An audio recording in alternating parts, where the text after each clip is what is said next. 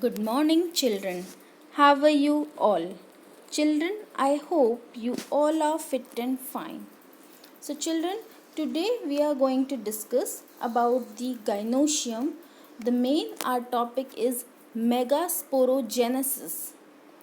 Children, you know the female reproductive part which is called the gynosium, and it is the unit of the gynosium is called the pistil. So, children, the pistil is mainly divided into three parts. The first uppermost part, which is the landing platform for the pollen grains, are called the stigma part. After that, the second part, which is the elongated and the slender part, which is beneath the stigma, it is called the style part, where the pollen tube grow.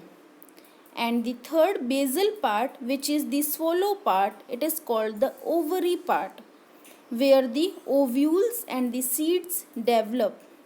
So children, you can see the diagram of the hibiscus rosa sinensis flower. In this flower, you can see the pistil part, where it is the stigma, style and ovary are well labeled. Children, inside the ovary part, the ovarian cavity, which is called the locule part. Locule in which the placenta is located, and arising from the placenta are the ovules.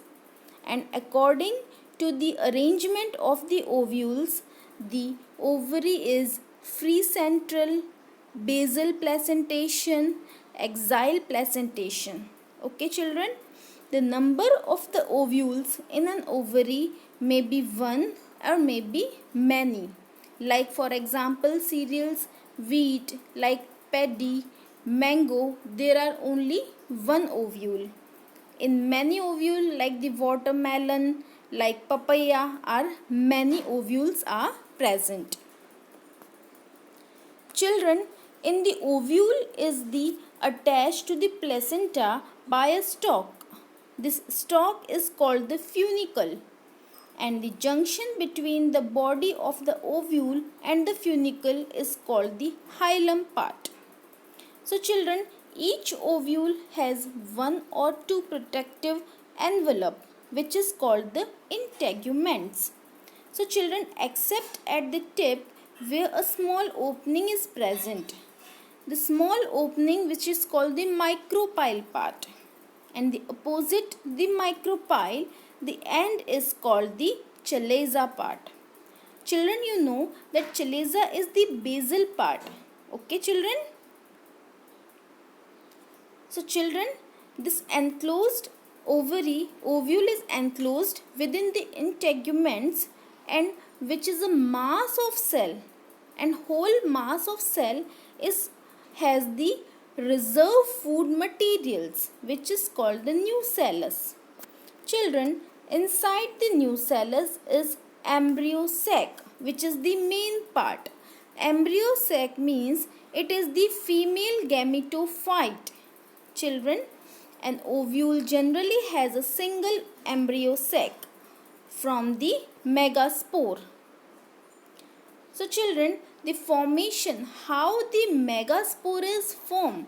So it is very important to look at the megasporogenesis process. Megasporogenesis means, genesis means the formation, and where the formation?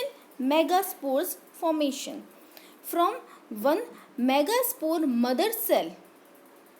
Okay, so children, ovule generally differentiate a single megaspore mother cell in the micropyle region of the nucellus. So it is the large cell containing the dense cytoplasm and prominent nucleus. Children, megaspore mother cell undergoes the division, which is a type of meiosis division, because it is a generative cell. So due to the meiosis process, the result will be there, that production of 4 megaspores. in some majority of the flowering plants, one of the megaspore is only functional while three is degenerate, and the functional megaspores develop into the female gametophyte. So children, the embryo sac formation from a single megaspore is called the monosporic condition or monosporic development. Children, it is very important in the angiosperm plant that how the embryo sac is formed.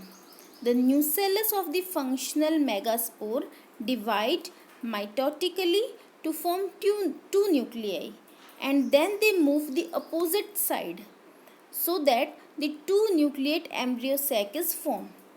Again and again the mitotic divisions happens, and then the result that 4 nucleate and 8 nucleate cell in the embryo sac.